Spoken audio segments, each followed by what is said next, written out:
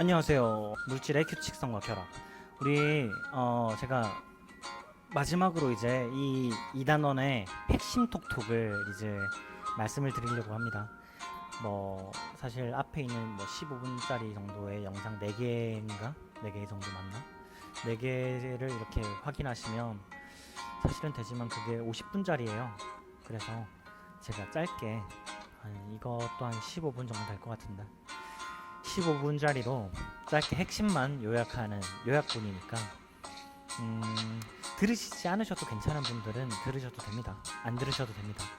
그런데 이제 앞에 내용이 좀 오락가락한다 아니면 그걸 다 못 듣겠다 싶으신 분들은 이 핵심 톡톡의 이제 키워드만이라도 좀 알고 지나가시면 될 것 같아요. 이거는 이제 시험에도 확실하게 다뤄지고 여러분들이 이제 분명히 알고 넘어가야 하는 부분들 제가 많이 힌트를 주고 있죠. 그 부분들이니까 분명히 다시 말합니다. 정말 이거는 알고 가셔야 해요. 네, 짠소리 다 빼고 바로 들어가도록 하겠습니다. 자, 물질의 규칙성, 원소 세상의 지도, 주기율표 단원입니다. 네, 학습 목표. 우리가 정말 중요하게 외워야 하는 게 원소예요. 원소란 무엇인가? 여기서 이제 원소의 규칙성을 우리가 찾아야 하고 주기율표 들어보셨죠? 이 주기율표의 특징을 말할 수 있다. 원소의 규칙성 그리고 원소가 무엇인가 주기율표 이 키워드 딱 알고 가셔야 합니다. 자, 원소에는 금속 원소가 있어요. 그리고 비금속 원소가 있었죠. 금속 원소는 첫째 열과 전기가 잘 통하는 음식이라고 했는데 물질로 바꿔줍시다. 원소라고 바꿔줍시다. 잘 통하는 원소. 그리고 칼에 칼에 잘릴 정도로 무르다. 순도가 높을수록 무른 거예요. 순도가 높을수록 공기 중에 쉽게 산소와 반응하여 금속 특유의 광택을 잃을 수가 있어요. 반응성이 높기 때문이죠. 물과 격렬하게 반응한다. 격렬하게 반응하지만 뭐 리튬 같은 경우는 격렬하게 반응까지는 안 해요. 천천히 반응합니다. 나트륨과 칼륨은 미친 듯이 반응합니다. 자, 비금속 원소를 봅니다. 비금속 원소 같은 경우 열과 전기가 통하지 않거나 거의 아예 통하지 않거나 아니면 조금은 통합니다. 조금은 통할 수 있어요. 그 부분 생각을 하셔야 합니다. 그리고 금속이나 수소와 쉽게 반응하게 됩니다. 염소와 브로민, 살균 표백 작용을 한다. 염소와 브로민은 전자가 7개가 있어요. 이 7개가 나중에 이제 좀 이따가 말하게 되겠지만 반응성을 높이는 이유 중 하나가 되기 때문에 잘 염려해 두고 외워 두셔야 합니다. 염소와 브로민 그리고 플루린, FCl, Br 이렇게 3가지는 할로젠 원소로서 정말 중요하니까 외워두세요. 반응성이 생각보다 많이 높습니다. 반응성이 높아요, 이 친구들이. 그리고 살균 표백 작용을 합니다. 알아두세요. 자, 이거는 비금속 그리고 금속은 대략 이렇게 나오죠. 이 3가지가 주를 이룰 겁니다. 자, 주기율표예요. 주기율표예요. 우리가 뭐 밑에 거 외울 필요 없다고 했죠. 이 위에 3번째까지 이 3주기까지 외우면 된다고 했습니다. 자, 족주기라고 적혀져 있죠. 1족 뭔가요? 그쵸? 족은 1개, 글자가 1개죠. 길다라죠. 1개니까 이렇게 일자로 외우시면 됩니다. 족. 주기는 글자가 2개예요. 족에 비해서 가로로 길죠. 그러니까 가로로 된 주기. 3주기라고 외우시면 됩니다. 저는 이렇게 외웠지만 여러분들 따로 외우는 방법이 있다면 따로 외우시면 되겠어요. 자, 빠르게 넘어가도록 하겠습니다. 흐해, 수소, 헬륨, 립에, 비키니, 오픈해, 나만 알지, 펩시콜라 외우셔야 합니다. 이 3주기까지 외우셔야 해요. 제가 수행평가로 분명히 낼 수가 있습니다. 자, 아까도 말했듯이 세로줄은 족, 가로줄은 주기, 조. 짠! 끝났죠? 네, 다음으로 넘어가도록 하겠습니다. 생각보다 빨리 넘어가네요. 자, 물질의 규칙성과 결합해서 우리 이제 원소의 주기적인 성질은 왜 생길까? 우리가 이거 이야기하기 전에 말했었죠. 물질의 규칙성, 원소에 대해서 알고 그 원소가 가지고 있는 규칙성에 대해서 알았으니까 이제 그 원소와 원소가 만나서 결합을 하게 되고 그것이 이제 분자가 되기까지 이제 결합이 필요해요. 결합으로 넘어가기 전에 이제 그 성질을 이해해야 합니다. 이해해야 결합을 이제 넘어갈 수가 있는 거예요. 이게 원소와 이제 이러한 주기적인 성질로 인해서 결합이 되는 거예요. 알겠죠? 이거를 생각하시고 들어가야 여러분들이 나중에 문제를 풀 때 정말 활용해서 문제를 풀 수 있습니다. 뭔데 이해가 안 가는데 이렇게 해도 아시고 가셔야 하는 부분이에요. 자, 원소의 주기적인 성질이 원자과 전자수와 관련돼 있음을 설명할 수 있다. 원자과 전자수 중요합니다. 원자과 전자수가 결국에는 최외곽 전자라는 말이에요. 최외곽 전자. 우리 최외곽 전자 들어보셨죠? 최외곽 전자. 제가 사실 그 전에 이야기를 했습니다. 최외곽 전자. 자, 지울게요. 원소의 특징이 드러난 나만의 주기율표를 만들 수 있다. 이거는 못한다고 했었죠. 자, 1족 원소와 17족 원소의 전자 배치입니다. 1족 원소는 최외곽 전자, 그러니까 원자과 전자수라고 말한 이 최외곽 전자. 같은 말이에요. 원자과 전자수와 최외곽 전자는 같은 말입니다. 1족 원소에 이제 최외곽 전자가 있는데 이 최외곽 전자가 1족 원소에는 1개 존재하고요. 그리고 17족 원소에는 총 7개 존재하게 됩니다. 1족이 수소였죠. 수소는 그럼 전자가 몇 개 존재할까요? 그쵸. 1개 존재합니다. 그럼 붕소가 있죠. 붕소 B라고 읽습니다. B라고 읽지는 않고요. B라고 표기가 되어 있는데 붕소라고 읽으면 됩니다.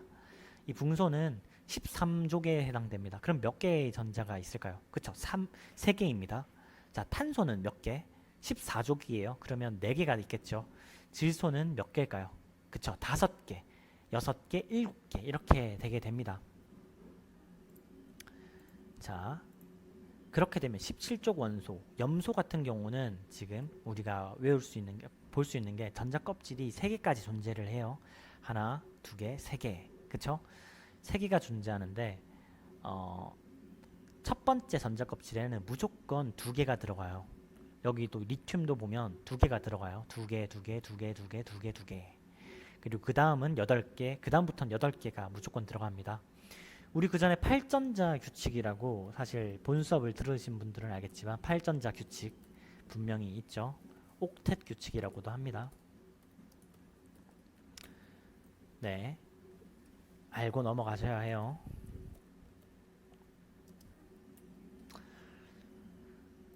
옥텟 규칙을 만족하게 되면, 그러니까 8전자 규칙을 만족하게 되면, 그러니까 전자 이 7개 이렇게 있죠. 17족 원소 같은 경우 여기에 1개가 채워져서 8개가 모두 다 완성이 되게 되면 원자가 원자 똑같은 말이에요.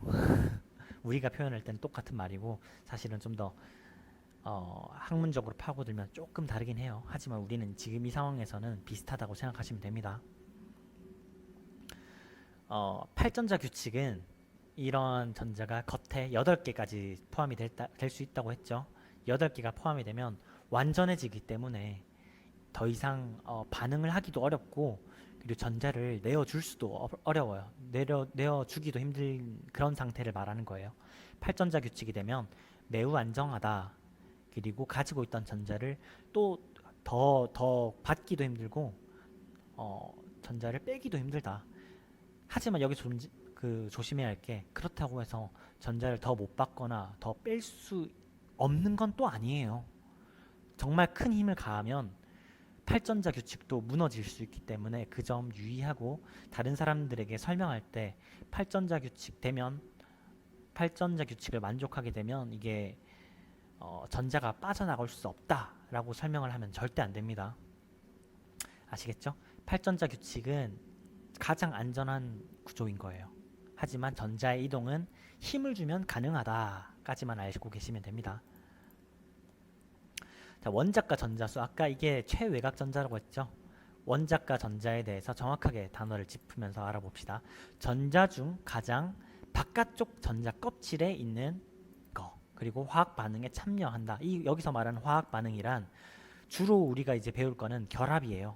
뭐 결합이 아니고서도 이제 뭐 여러 가지 화학 반응을 할 수 있긴 하지만 우리의 수준 안에서는 통합과학 수준 안에서는 화학 반응은 거의 결합에 해당된다고 보시면 됩니다. 같은 족에 속하는 원소는 원자과 전자수가 같으므로 화학적 성질이 비슷하다. 같은 족. 자, 같은 족에 해당되는 애들은 전자가 똑같죠. 붕소, 알루미늄 얘네 전자가 둘 다 3개예요. 최외곽 전자. 그러니까 원자과 전자수가 똑같아요. 3개. 그리고 탄소와 규소는 4개. 질소와 이는 5개로 이렇게 동일합니다. 최외곽 전자. 대신 전자 껍질 수는 얘네가 1개가 더 많겠죠. 2주기보다 3주기가 하나가 더 많습니다. 하나가 더 많기 때문에 그 점을 이해하시면 됩니다. 네, 그렇기 때문에 화학적 성질이 같은 족은 비슷하다라고 생각을 하시면 됩니다. 다시 설명할게요. 화학적 족은 화학적 성질이 전자가 6개이기 때문에 자 6개, 7개, 5개, 4개, 3개 같다 했죠. 같은 족은 같다고 했습니다. 같은 족은 같기 때문에 그 원소의 특징, 성질이 비슷해요. 거의 비슷합니다. 자, 원자과 전자 껍질에 대해서 우리 분명 짚고 넘어갔기 때문에 빠르게 넘어가도록 하겠습니다. 전자 껍질, 뭐 아까 말했던 이 전자 껍질을 말하는 거죠. 원궤도, 이 원궤도라고 보시면 됩니다. 그리고 전자 껍질의 가장 바깥쪽에 있는 거를 최외곽 전자, 그리고 원자과 전자라고 한다는 점 이해해 주시면 됩니다. 마지막으로 이제 오늘 내용의 마지막입니다. 에너지 준이란 거는 이 전자 껍질이 자기들만의 이제 에너지를 가지고 있어요. 이 전자 껍질이라고 했죠. 이 전자 껍질이 자기만의 에너지 준위를 가지고 있어요. 준위라고 생각하면 어려울 수 있으니까 표현은 준위라고 해요. 에너지 준위라고 우리가 표현을 합니다. 하지만 에너지 값이라고 이해하시면 좀 편하지 않을까. 에너지 값이라고 생각하시면 됩니다. 에너지 값. 그리고 이 에너지 값이 있으면 이 에너지 값이 이제 전자 껍질이 예를 들면 뭐 지금 두 번째 껍질이죠. 두 번째 껍질이 첫 번째 껍질로 이렇게 이동하게 되면 그만큼의 에너지가 줄어들어요. 본 수업을 들으신 분들은 아시겠지만 전자 껍질은 가장 안에 있는 첫 번째 껍질이 가장 에너지적으로 작고 그 다음 가장 겉에 있는 그 전자 껍질이 가장 에너지가 큽니다. 뭐 갈수록 커진다고 보시면 됩니다. 뭐 본 수업 들으신 분들은 아시겠지만 제가 비커 관련해 가지고 이렇게 이야기를 했어요. 비커에 물이 차 있습니다. 비커에 물이 가득 차 있으면 가득 차 있는 게 옮기기가 편할까요? 아니면 비커에 물이 정말 조금만 차 있는 게 옮기기가 쉬울까요? 조금만 차 있는 게 비커에 조금만 물이 차 있는 게 옮기기가 더 편하겠죠?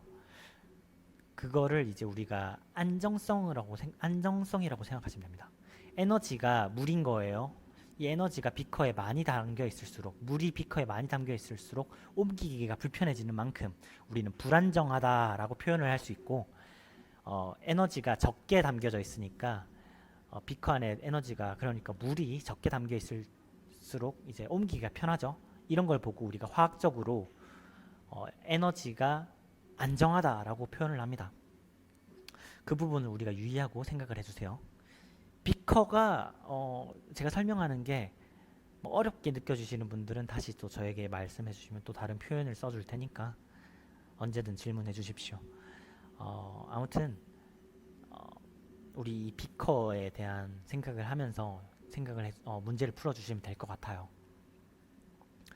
전자 껍질이 있고 그리고 에너지가 존재하는 이 전자 껍질이 여러 개가 층으로 있고 원자 핵에서부터 멀어질수록 에너지는 커진다. 그리고 에너지가 커질수록 불안정하다라고 정도만 알고 계시면 됩니다.